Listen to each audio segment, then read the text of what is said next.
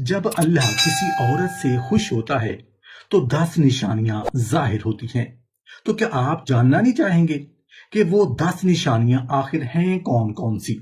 سب سے پہلی نشانی یہ ہے، محترم ناظرین، میری پیاری بہنوں اور میری لاڈلی بیٹیوں، جب کسی عورت کی کوئی نیکی اللہ تعالیٰ کو پسند آ جاتی ہے نا، تو اس نیکی کے اثرات اس کی زندگی پر ظاہر ہونے لگتے ہیں۔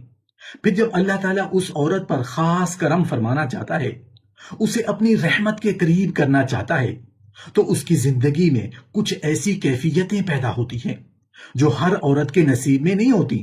بظاہر وہ عورت عام سی زندگی گزار رہی ہوتی ہے، مگر اس کے اندر کچھ ایسا بدل رہا ہوتا ہے جس کا تعلق اس کے رب سے ہوتا ہے۔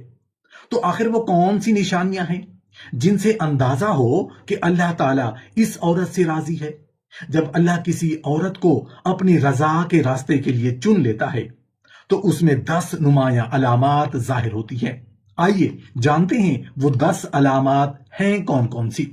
کبھی کبھی ایک عورت کی زندگی بظاہر بالکل عام دکھائی دیتی ہے، مگر آسمانوں کے رب کے ہاں اس کی قدر کچھ اور ہوتی ہے۔ اسے خود بھی شاید خبر نہ ہو کہ اس کے خاموش آنسو، اس کی چھپی ہوئی نیکیاں، اس کے دل کی کیفیت اور اس کے رب کی طرف بار بار پلٹنا کس مقام کی طرف لے جا رہا ہے۔ کیا آپ نے کبھی سوچا ہے کہ اللہ کی راضی ہونے کی 10 نشانیاں اگر کسی عورت کی زندگی میں آہستہ آہستہ ظاہر ہونے لگیں تو وہ کیسے پہچانے گی کہ اس کے رب نے اسے اپنی رحمت کے لیے چن لیا ہے؟ اللہ جب کسی عورت کو چن لیتا ہے تو اس کی زندگی میں ایسی کیفیات جنم لے سکتی ہیں جو باہر سے معمولی دکھائی دیں، مگر اندر سے انسان کی پوری دنیا بدل دیں۔ اور شاید سب سے حیران کن بات یہ ہے کہ ان میں سے بعض نشانیاں خوشی کے لمحوں میں نہیں، بلکہ زندگی کے ایسے موڑ پر سامنے آتی ہیں جہاں انسان خود تنہا، کمزور یا آزمائشوں میں گھرا ہوا محسوس کرتا ہے۔ ممکن ہے آپ کے اندر بھی کوئی ایسی کیفیت موجود ہو جسے آپ اپنی کمزوری سمجھتی رہی ہوں، حالانکہ وہی کیفیت آپ کے لیے خیر کی طرف اشارہ ہو۔ ممکن ہے آپ اللہ کی پسندیدہ عورت کی 10 نشانیاں تلاش کر رہی ہوں اور جواب آپ کی اپنی زندگی میں کہیں چھپا ہو، لیکن سوال یہ ہے کہ وہ نشانیاں آخر ہیں کیا، اور ایک نیک عورت کیسے پہچانے کہ اس کے رب نے اسے اپنے قریب کر لیا ہے؟ آئیے اس حقیقت کو دل کی گہرائی سے سمجھنے کی کوشش کرتے ہیں۔ کبھی کبھی اللہ کسی عورت کو ایسی نعمت عطا فرماتا ہے جس کا وہ برسوں انتظار کر رہی ہوتی ہے، مگر اصل امتحان نعمت ملنے کے بعد شروع ہوتا ہے، کیونکہ کچھ نعمتیں انسان کو رب کے قریب کرتی ہیں اور کچھ اسی کے دل میں خود پسندی پیدا کرتی ہیں۔ جب اللہ کسی عورت پر اپنا فضل فرماتا ہے، اسے خوبصورتی دیتا ہے، محبت بھرا گھر دیتا ہے، نیک اولاد عطا کرتا ہے، رزق میں وسعت دیتا ہے، عزت دیتا ہے یا لوگوں کے درمیان کوئی مقام عطا کرتا ہے، تو وہ نعمت کو اپنی قابلیت کا نتیجہ سمجھ کر اتراتی نہیں، اس کا دل فوراً اپنے رب کی طرف متوجہ ہوتا ہے۔ وہ جانتی ہے کہ جو کچھ میرے پاس ہے یہ میری طاقت نہیں، یہ میرے اللہ کا فضل ہے۔ وہ آئینے میں اپنی خوبصورتی دیکھ کر خود کو دوسروں سے بہتر نہیں سمجھتی، بلکہ دل میں کہتی ہے، یا اللہ، یہ حسن بھی تیرا دیا ہوا ہے۔ اولاد ملے تو اسے اپنی ملکیت نہیں بلکہ امانت سمجھتی ہے۔ رزق بڑھے تو دوسروں کو حقیر نہیں سمجھتی، بلکہ اس کے ہاتھ پہلے سے زیادہ کھل جاتے ہیں۔ اور اگر کوئی عورت یہ محسوس کرے کہ نعمت بڑھنے کے ساتھ اس کا شکر، عاجزی، سخاوت اور اللہ کے سامنے جھکنا بھی بڑھ رہا ہے، تو یہ اس کے لیے ایک نہایت خوبصورت امید ہے کہ اللہ نے اسے اپنی نعمت کے ذریعے اپنی طرف متوجہ کر رکھا ہے، کیونکہ حقیقی نعمت وہ نہیں جو انسان کو دوسروں سے اونچا کر دے، حقیقی نعمت وہ ہے جو انسان کو اپنے رب کے سامنے اور زیادہ جھکا دے۔ کبھی اللہ کسی عورت کو ایسی نعمت عطا کرتا ہے جس کی وہ برسوں سے منتظر ہوتی ہے، مگر اس کے دل کی اصل خوبصورتی اس وقت سامنے آتی ہے جب وہ کسی دوسری عورت کو وہی نعمت ملتے دیکھتی ہے۔ وہاں زبان خاموش ہوتی ہے، مگر دل کے اندر ایک امتحان شروع ہو جاتا ہے۔ اللہ کی رضا کی امید رکھنے والی عورت صرف اپنی نعمتوں کی حفاظت کے لیے نہیں جیتی، بلکہ دوسروں کی خوشیوں کو بھی دل سے قبول کرنا سیکھتی ہے۔ اگر کسی دوسری عورت کو خوبصورتی مل جائے، اچھا شوہر نصیب ہو جائے، اولاد کی خوشی مل جائے، رزق میں کشادگی آ جائے یا وہ کسی مقام پر کامیاب ہو جائے تو اس کا دل یہ نہیں چاہتا کہ جو اسے ملا ہے وہ اس سے چھن جائے، بلکہ وہ اپنے نفس کے خلاف کھڑی ہو کر کہتی ہے یا اللہ اسے اس نعمت میں برکت دے، اور اگر میرے لیے بہتر ہے تو مجھے بھی اپنے فضل سے عطا فرما۔ یہ مقام آسان نہیں، کیونکہ انسان کبھی دوسروں کی خوشی میں اپنے حصے کی کمی محسوس کرنے لگتا ہے، لیکن جب دل اتنا پاک ہونے لگے کہ دوسروں کی نعمت اسے اندر سے جلانے کی بجائے اس کے لبوں پر دعا لے آئے تو یہ ایک خوبصورت روحانی تبدیلی ہے۔ ایسی عورت سمجھتی ہے کہ اللہ کے خزانے محدود نہیں، کسی دوسرے کو ملنے والی نعمت اس کے حصے کو کم نہیں کرتی، اس لیے وہ مقابلے، حسد اور دل کی چبھن سے نکل کر دعا، خیر خواہی اور اللہ کے فضل پر یقین کی طرف آتی ہے۔ اور اگر آپ اپنے اندر یہ تبدیلی محسوس کریں کہ کسی کی خوشی دیکھ کر آپ کا دل اس کے لیے خیر مانگنے لگا ہے، کسی کی کامیابی آپ کو توڑنے کی بجائے دعا پر آمادہ کرتی ہے، کسی کی نعمت چھیننے کی خواہش کی بجائے اس کے برقرار رہنے کی دعا نکلتی ہے، تو اپنے دل کی اس کیفیت کو معمولی نہ سمجھیں۔ ممکن ہے یہ آپ کے دل کی اس پاکیزگی کی علامت ہو جسے اللہ مزید بڑھانا چاہتا ہے، کیونکہ جس دل میں دوسروں کے لیے خیر پیدا ہو جائے وہاں حسد کی تاریکی آہستہ آہستہ ختم ہونے لگتی ہے اور اللہ کے فضل پر یقین کا نور پیدا ہونے لگتا ہے۔ کبھی کبھی اللہ انسان کو اتنا اختیار دے دیتا ہے کہ وہ چاہے تو کسی کے دل کو توڑ دے، کسی کی عزت کم کر دے یا اپنی طاقت سے کسی کمزور کو خاموش کرا دے، مگر اصل پہچان اس وقت ہوتی ہے جب طاقت ہاتھ میں ہو، دل پھر بھی اللہ کے سامنے جھکا رہے۔ جب اختیار ملتا ہے تو وہ کمزوروں کے ساتھ اپنا اصل کردار دکھاتی ہے۔ اللہ کی رضا کی امید رکھنے والی عورت کی ایک خوبصورت کیفیت یہ بھی ہو سکتی ہے کہ اسے اختیار ملنے کے بعد اس کا اخلاق بدلتا نہیں، بلکہ اس کی نرمی اور رحم مزید نمایاں ہو جاتے ہیں۔ گھر میں اس کی بات چلتی ہے، اولاد اس کے سامنے ہو، کوئی چھوٹی بہن اس سے محتاج ہو، کوئی ملازم اس کے ماتحت ہو یا کوئی ایسا شخص ہو جو اس کا جواب دینے کی طاقت نہ رکھتا ہو، وہ اپنی برتری کو ظلم کا راستہ نہیں بناتی۔ وہ جانتی ہے کہ طاقت ہمیشہ کے لیے نہیں ہوتی۔ آج میں کسی پر اختیار رکھتی ہوں، کل مجھے بھی کسی کے سامنے جواب دینا ہوگا، اس لیے وہ کمزور کی خاموشی کو اپنی فتح نہیں سمجھتی، بلکہ اس کی بے بسی کو دیکھ کر اپنے رب کو یاد کرتی ہے۔ اگر کوئی غلطی کرے تو فوراً ذلیل کرنے کی بجائے سمجھانے کی کوشش کرتی ہے۔ اگر بدلہ لینے کا پورا موقع ہو تو کبھی معافی کو ترجیح دیتی ہے۔ اگر کوئی اس کے نیچے کام کرتا ہے تو اس کے ساتھ ایسا سلوک نہیں کرتی جسے وہ انسان ہی نہ ہو۔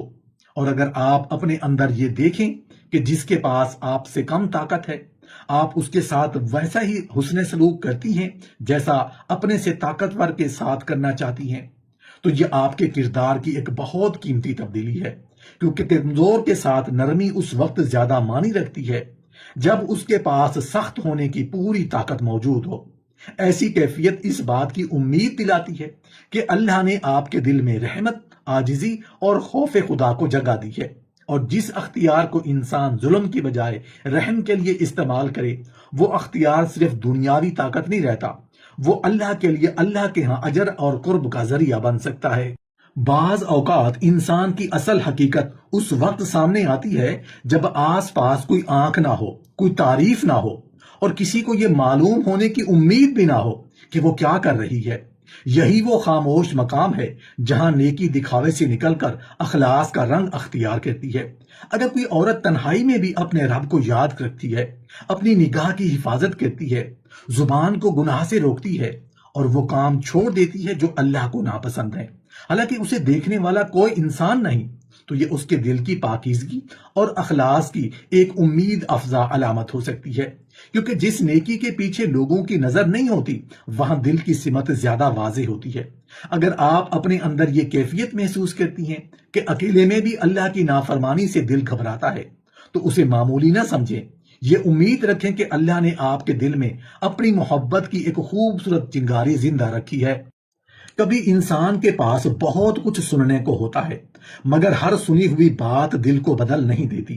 اصل تبدیلی اس وقت شروع ہوتی ہے جب علم صرف ذہن میں جمع نہ رہے بلکہ انسان کی نظر کو پاکیزہ سوچ کو متوازن اور فیصلوں کو اللہ کے قریب کرنے لگے۔ یہی وہ مقام ہے جہاں دین معلومات سے آگے بڑھ کر زندگی کی روشنی بن جاتا ہے۔ اگر کسی عورت کو قرآن سمجھنے، اپنے دین کو جاننے اور صحیح و غلط میں فرق کرنے کی ایسی طلب محسوس ہونے لگے جو اسے صرف بحث یا معلومات نہیں بلکہ عمل کی طرف لے جائے، تو یہ اللہ کی طرف سے خیر کی ایک امید افزا علامت ہو سکتی ہے۔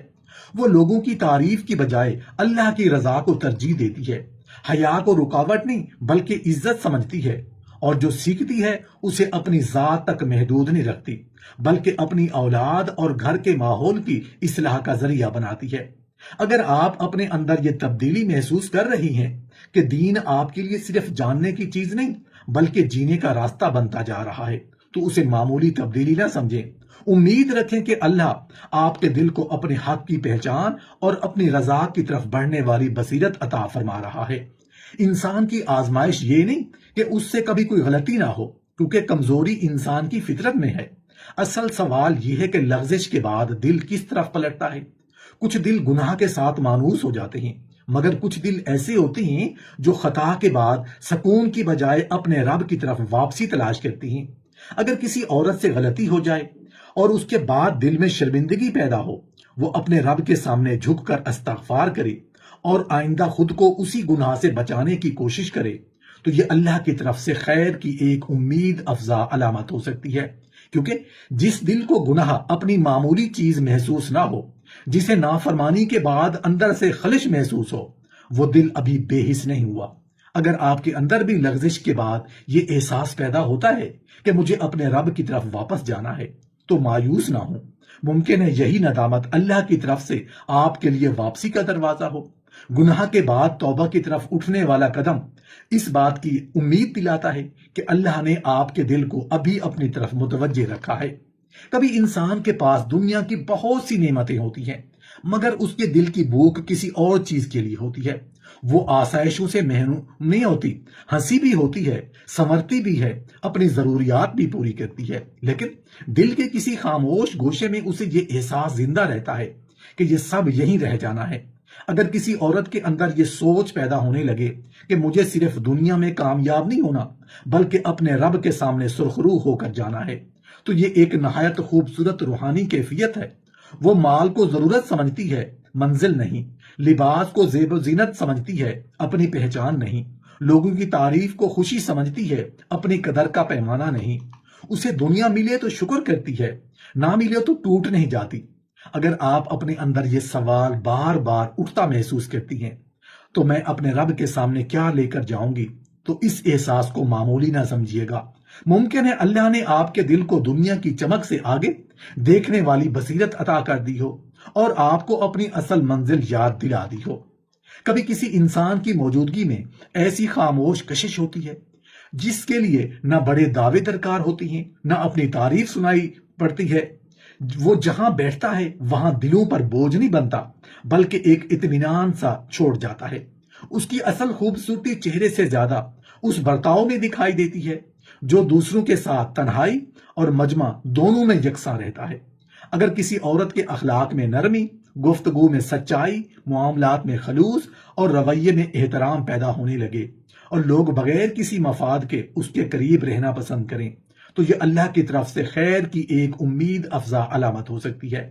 وہ محبت مانگنے کی بجائے محبت بانٹتی ہے، عزت حاصل کرنے کے لیے خود کو بڑا ثابت نہیں کرتی بلکہ اس کا کردار خاموشی سے اپنا اثر چھوڑتا ہے۔ اگر آپ محسوس کرتی ہیں کہ لوگ آپ کے پاس آ کر اپنے دل کی بات کہنا چاہتے ہیں، آپ کی موجودگی انہیں سکون دیتی ہے اور آپ کے اچھے برتاؤ کا ذکر آپ کی غیر موجودگی میں بھی ہوتا ہے، تو اسے صرف اپنی خوبی نہ سمجھیں۔ ممکن ہے اللہ نے آپ کے اخلاق میں ایسی نرمی رکھ دی ہو جو دلوں کو آپ کی طرف مائل کرتی ہے۔ البتہ اصل معیار لوگوں کی محبت نہیں، اللہ کی رضا اور کردار کی اصلاح ہے۔ کچھ لوگ کسی جگہ سے گزر جاتے ہیں اور وقت کے ساتھ ان کی موجودگی کا احساس بھی مٹ جاتا ہے، مگر کچھ لوگ جہاں جاتے ہیں وہاں اپنے پیچھے کوئی ایسی نیکی چھوڑ جاتے ہیں جو ان کے چلے جانے کے بعد بھی اثر رکھتی ہے۔ ان کی پہچان یہ نہیں ہوتی کہ انہوں نے اپنے لیے کیا حاصل کیا، بلکہ یہ ہوتی ہے کہ ان سے دوسروں کو کیا ملا۔ اگر کسی عورت کے ہاتھ سے کسی پریشان انسان کو سہارا ملتا ہو، اس کے الفاظ کسی غم زدہ دل کا بوجھ ہلکا کرتی ہوں، وہ ضرورت مند کی مدد کو اپنی خوش نصیبی سمجھتی ہو اور اپنے گھر والوں کے لیے صرف ایک فرد نہیں بلکہ سکون، شفقت اور خیر کا سبب بن رہی ہو، تو یہ اللہ کی طرف سے خیر کی ایک امید افزا علامت ہو سکتی ہے۔ کبھی عبادت کا سب سے گہرا اثر وہ نہیں ہوتا جو لوگوں کو دکھائی دے، بلکہ وہ کیفیت ہوتی ہے جو بندہ اور اس کے رب کے درمیان خاموشی میں پیدا ہوتی ہے۔ جسم نماز میں ہوتا ہے، مگر اصل سفر اس وقت شروع ہوتا ہے جب دل بھی دنیا کے شور سے نکل کر اپنے رب کے سامنے جھکنے لگے۔ اگر کسی عورت کے لیے نماز صرف ایک فرض کی ادائیگی نہ رہے بلکہ اس میں دل کی توجہ، عاجزی اور اپنے رب کے سامنے محتاجی کا احساس پیدا ہونے لگے، تو یہ اللہ کی طرف سے خیر کی ایک امید افزا علامت ہو سکتی ہے۔